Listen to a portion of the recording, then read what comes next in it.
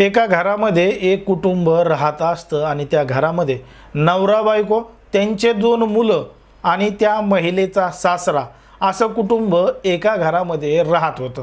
आणि या घरामध्येच राहत असताना एक दिवस एका बाहेरगावी कार्यक्रम असतो आणि त्या कार्यक्रमाला त्या घरातला जो व्यक्ती आहे, जो नवरा पुरुष आहे, तो त्याच्या 2 लेकराला घेऊन दुसऱ्या गावी जातो। तर त्याच्या घरामध्ये त्याची बायको आणि त्या पुरुषाचा बाप म्हणजे सून आणि सासरे असे 2 जण त्या घरामध्ये थांबतात आणि रात्री घडतं एक धक्कादायक प्रकरण, धक्कादायक घटना।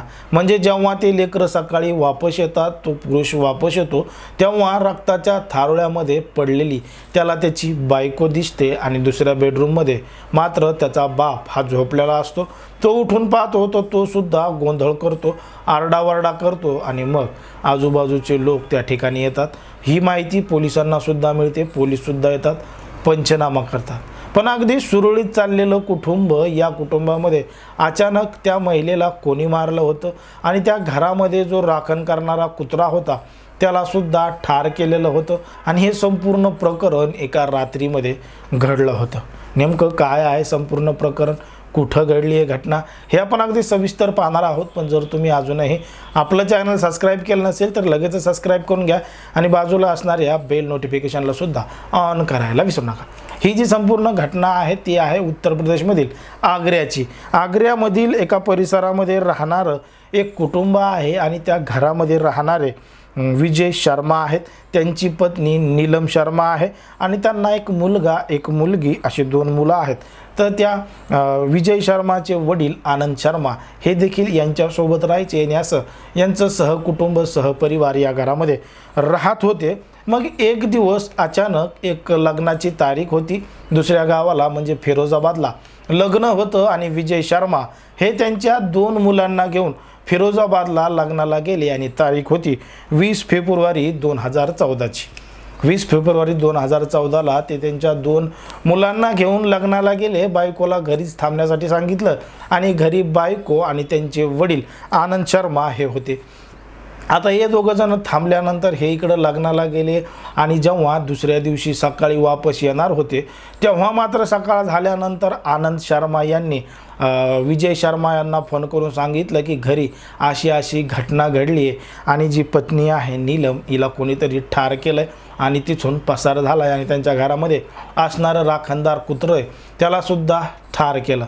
पण नेमकं हे सगळं कोणी केलं होतं, काय केलं होतं याचा काही उलगडा झालेला नव्हता। ते जे आनंद शर्मा आहेत त्यांनी सकाळी उठून पाहिलं तर मोठे ते आरडाओरड चालू केली, परिसरातले लोक जमले, पोलिसांना माहिती देण्यात आली, पोलीस घटनास्थळी आले, संपूर्ण घटनेचा पंचनामा करण्यात आला। विजय शर्मा त्यांचे 2 मुलंसुद्धा त्या ठिकाणी आले आणि ढासाढासा रडू लागले। त्यांना वाटू लागलं की कदाचित त्यांच्या पत्नीला देखील लग्नाला नेलं असतं तर ही घटना घडली नसती। पण जेव्हा पोलिसांनी संपूर्ण पंचनामा चालू केला तेव्हा पोलिसांना काहीही समजत नव्हतं, काहीही क्ल्यू सापडत नव्हता, कारण की तो गुन्हेगार एवढा चतुर आणि एवढा चालाक होता की त्यानं मागे काहीसुद्धा निशाण सोडला नव्हता। त्यानं त्या ठिकाणी असणारं जे कुत्रं आहे ते सुद्धा सोडलं नव्हतं, कारण की ते कुत्रं त्या व्यक्तीला भुकू लागलं आणि त्यांनीच त्या कुत्र्याला ठार केलं होतं। आणि ती जी महिला होती नीलम शर्मा हिला मात्र प्राण्यांवर पक्ष्यांवर मोठं प्रेम होतं, म्हणूनच तिनं घरामध्ये कुत्रं आणि एक पोपटसुद्धा पाळलेला होता। आता तो पोपटाने सगळं काही बघितलं होतं पण त्या पोपटाला आरोपी कोण आहे हे मात्र सांगता येत नव्हतं। जेव्हा पोलिसांनी संपूर्ण तपास केला, त्याच्या सासऱ्याला विचारलं तेव्हा सासरा म्हणला की मी रूममध्ये झोपलेलो होतो पण ही सगळी घटना घडली, मला काहीही कळालं नाही, काहीही आवाज आला नाही।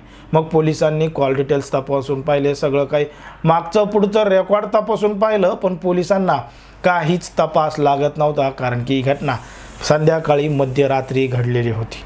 बरेच बघता बघता काही दिवस उलटून गेले आणि जेव्हा घरामध्ये चर्चा होऊ लागली, पाहुणे रावणे येऊ लागले, एकमेकांचे नावं घेऊ लागले, हा आला तो आला, तेव्हा मात्र तो जो असणारा पोपट आहे त्या पोपटानं एक नाव काढलं आणि त्या पोपटानं त्या नाव आल्यानंतर तोच आरोपी आहे, तोच गुन्हेगार आहे, मारेकरी आहे असा तो पोपट बोलू लागला।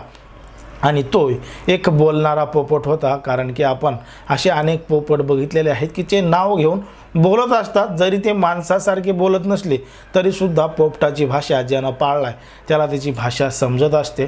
मग जे विजय शर्मा आहेत त्यांना त्या पोपटाच्या बोलण्याकडे ऐकू गेलं आणि तो पोपट एकच नाव घेत होता आणि तो म्हणजे हे सगळं अंशूनं केलंय, हे सगळं अंशूनं केलंय, अंशू अंशू अंशू असंच नाव पोपट घेत होता. मग जेव्हा पोपट जे बोलतोय त्याची माहिती विजय शर्मानं पोलिसांना सांगितली. पोलिसांनी त्या पोपटाला विचारण्याचा प्रयत्न केला आणि विजय शर्मा यांनी सुद्धा विचारण्याचा प्रयत्न केला, पण तो पोपट फक्त अंशू अंशू एवढंच म्हणत होता. पण जे विजय शर्माचे लहान लहान मुलं आहेत यांनी जेव्हा पोपटाला त्यांच्या भाषेत विचारलं, कारण की तेच या पोपटासोबत मोठ्या प्रमाणात खेळायचे, त्याच्याशी बोलायचे, तेव्हा अंशू मारेकरी आहे, अंशू असं त्यांनी नाव घेतलं. तेव्हा पोलिसांनी त्या विजय शर्माला विचारलं की हा जो अंशू आहे तो नेमका आहे तरी कोण आणि हा पोपट त्यांचंच नाव का घेतोय. मग जेव्हा पोलिसांनी त्या अंशूचा तपास केला तेव्हा अंशू हा विजय शर्मा यांच्या बहिणीचा मुलगा निघाला आणि त्याला पोलिसांनी ताब्यात घेतलं. आता त्याला ताब्यात घेतल्यानंतर पोलिसांनी त्याची कसून चौकशी केली, तेव्हा मात्र तो उडवाउडवीची उत्तरं देऊ लागला आणि त्याला त्या पोपटासमोर आणल्यानंतर त्या पोपटाने मारेकरी हाच आहे म्हणून त्याच्या भाषेमध्ये सांगितलं आणि पोलिसांनी मग त्याला पोलिसांच्या पद्धतीनं विचारलं. तेव्हा तो जो अंशू आहे त्यानं घडलेला संपूर्ण प्रकार मान्य केला, कबूल केला. त्यानं सांगितलं की त्यानंच त्याच्या मामीला ठार केलंय आणि हे केवळ पैशासाठी केलंय, कारण की 20 फेब्रुवारी 2014ला विजय शर्मा आणि त्यांची जी मुलं आहेत हे घराबाहेर गेले होते, बाहेरगावी गेले होते आणि घरी फक्त हे एकट्याच होत्या नीलम शर्मा. याची माहिती त्याला पक्की होती आणि घरामध्ये किती पैसे ठेवलेत, कुठं ठेवलेत याची संपूर्ण कल्पना त्यांनी होती. म्हणून संध्याकाळी तो त्या ठिकाणी गेला, घराचा दरवाजा उघडला, आतमध्ये प्रवेश केला आणि आतमध्ये प्रवेश करून चोरी करू लागला. पण चोरी करत असतानाच त्याच्या मामीनं त्याला पाहिलं आणि मामीनं पाहिल्यामुळं त्यानं मामीला जागीच ठार केलं. घरातली जी रक्कम आहे ती रक्कम आणि काही दागिने घेऊन त्या ठिकाणाहून पसार झाला आणि जेव्हा तो कुत्रं जे होतं ते आडसाडा ठरत होतं म्हणून त्यानं त्या कुत्र्याला सुद्धा ठार केलं होतं, कारण की तो कुत्रा त्याला ओळखत होता आणि त्यांनी स्वतः ही कबुली पोलिसांना दिली. आता हा जो वाद आहे त्याच्यावर अनेक वेळा सुनावण्या झाल्या, अनेक वेळा सुनावण्या होत होत्या आणि बघता बघता बरेच दिवस निघून गेल्यानंतर 9 वर्षानंतर 2023मध्ये न्यायालयानं अखेर पोपटाच्या म्हणण्यावर त्या आरोपी अंशूला जन्मठेपेची शिक्षा सुनावलेली आहे. पण मात्र जेव्हा त्या पोपटाचा जबाब नोंदवून घेण्यात आला होता, पोपटाने आणि त्या सगळ्यांनी जे त्याच्या विरोधात पुरावे सापडले होते त्या संपूर्ण याच्यावर त्याला जन्मठेप झाली होती. पण मात्र ती घटना घडल्यानंतर 6 महिन्यातच तो पोपटसुद्धा वारला होता, त्याचंसुद्धा निधन झालं होतं. कारण की त्या पोपटाचं ती जी मेलेली नीलम शर्मा होती तिच्यावर जीवापाड प्रेम होतं आणि ती त्याचा अगदी मोठ्या प्रमाणात सांभाळ करायची. लहानाचं मोठं त्या महिलेनं त्या पोपटाला केलं होतं आणि ती महिला गेल्यानंतर त्या पोपटानं सुद्धा 6च महिन्यात जीव सोडून दिला, त्याचंसुद्धा निधन झालं. हे एक वेगळं नातं आपल्याला या संपूर्ण घटनेमध्ये दिसून येतं. पण मात्र लोक पैशासाठी, थोड्याफार गरजेसाठी कशा पद्धतीनं कृत्य करू लागलेत. हा जो आरोपी आहे तो त्यांच्याच घरातला होता, त्यानं केवळ काही पैशांसाठी आणि काही दागिन्यासाठी स्वतःच्या मामीला ठार केलं. आता त्याला 2023मध्ये जन्मठेपेची शिक्षासुद्धा झाली. एकंदरीत या संपूर्ण प्रकरणावर आणि त्या पोपटानं केलेल्या तपासावर तुम्हाला काय वाटतं हे अगदी स्पष्टपणे कमेंटमध्ये सांगा आणि अशाच पद्धतीचे नवनवीन व्हिडिओ पाहण्यासाठी आपल्या चॅनलला लगेच सबस्क्राईब करून घ्या.